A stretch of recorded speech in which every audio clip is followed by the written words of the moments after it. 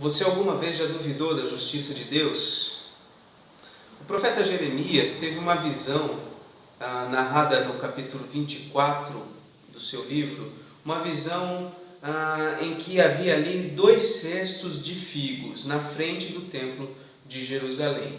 E isso teria acontecido depois do povo de Israel ter sido levado cativo para a Babilônia. Um cesto continha figos bons, vistosos, bons para se comer. E o outro cesto continha figos ruins, apodrecidos, impróprios para se comer. E então Deus vem e diz ao profeta o que simbolizavam esses 2 cestos com figos, alguns bons e alguns ruins. Então Deus diz para ele o seguinte, nós vemos, por exemplo, a partir do versículo 5, assim diz o Senhor, o Deus de Israel: do modo por que vejo estes bons figos, assim favorecerei os exilados de Judá, que eu enviei deste lugar para a terra dos caldeus. Porei sobre eles favoravelmente os olhos, e os farei voltar para essa terra. Edificá-los-ei e não destruirei, plantá-los-ei e não os arrancarei, dar-lhes-ei coração para que me conheçam que eu sou o Senhor. Eles serão meu povo e eu serei o seu Deus, porque se voltarão para mim de todo o seu coração. Isso Deus disse com respeito então a esses que foram exilados, que retornariam. Deus olhou favoravelmente a eles, assim como se olha favoravelmente a um cesto de figos bons. Por outro lado, havia o cesto de figos ruins. E o que Deus disse sobre este cesto? Disse aqui a partir do versículo 8: como se rejeitam os figos ruins, que de ruins que são não se podem comer, assim tratarei a Zedequias, rei de Judá, diz o Senhor, e a seus príncipes, e ao restante de Jerusalém, tanto os que ficaram nessa terra, como os que habitam na terra do Egito. Eu os farei objeto de espanto, calamidade para todos os reinos da terra, opróbrio e provérbio, escárnio e maldição em todos os lugares de onde os arrojarei. Enviarei contra eles a espada, a fome e a peste, até que se consumam de sobre a terra que lhes dei a eles e a seus pais. Ora, por que será que Deus vai tratar de um modo diferente um grupo e outro grupo? Por quê?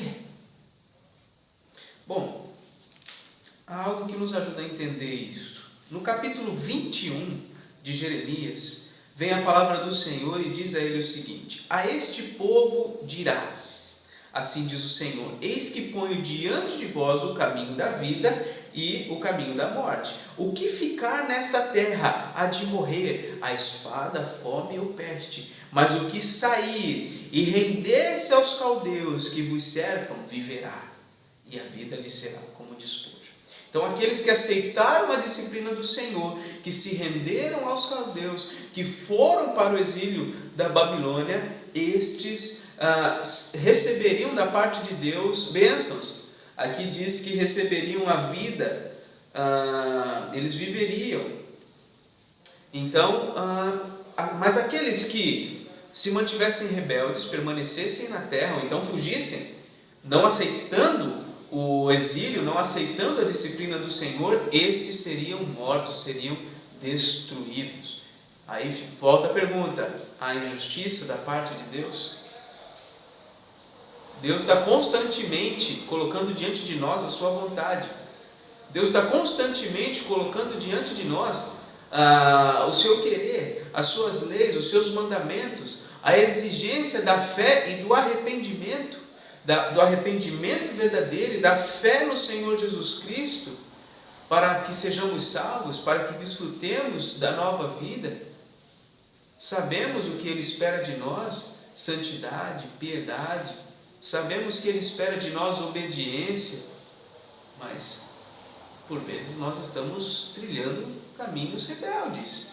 E quando Ele nos coloca em situações de prova, quando Ele nos coloca em situações das mais diversas possíveis, que nós nos sentimos então disciplinados, nós então rejeitamos isso e duvidamos da justiça e do amor de Deus. Ora, essa é uma atitude não muito aprovada por Deus.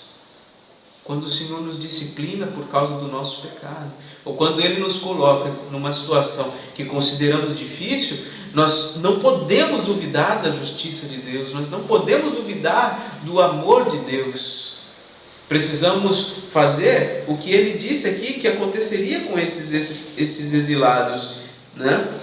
Se voltarão para mim de todo o coração. É o que eu e você precisamos fazer, nos voltar a Deus de todo o nosso coração.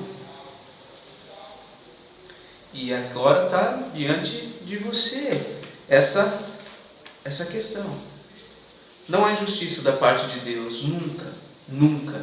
Na reprovação dos ímpios, na reprovação, na condenação daqueles que não aceitam a graça de Deus, não há justiça da parte de Deus. O apóstolo Paulo, pensando um pouquinho sobre essas coisas, ele chegou a fazer exatamente essa pergunta no capítulo 9 de Romanos, versículo 14. Há injustiça da parte de Deus? E ele mesmo responde: de modo nenhum. Aliás, Deus já havia dito isso e ele repete aqui, porque Deus disse a Moisés: terei misericórdia de quem me aprouver ter misericórdia e compadecer-me-ei de quem me aprouver ter compaixão. Ou seja, Deus está acima do nosso senso de justiça. Nós não podemos julgar as ações de Deus segundo o nosso próprio padrão, o nosso próprio sentimento acerca do que é justo. Deus tem o olhar amplo sobre todas as coisas. Ele não só é conhecedor de tudo, como Ele próprio tem o controle de todas as coisas, inclusive dos corações dos homens, em suas mãos. Então, nunca há injustiça da parte de Deus. E eu espero que eu e você estejamos neste cesto de figos bons, onde Deus olha favoravelmente, em que Deus atrai para si, em que Deus nos dá um novo coração, para que então nos voltemos a Ele com sinceridade, com amor, com dedicação. Que Deus nos ajude nisso. Bom, tenham um bom dia.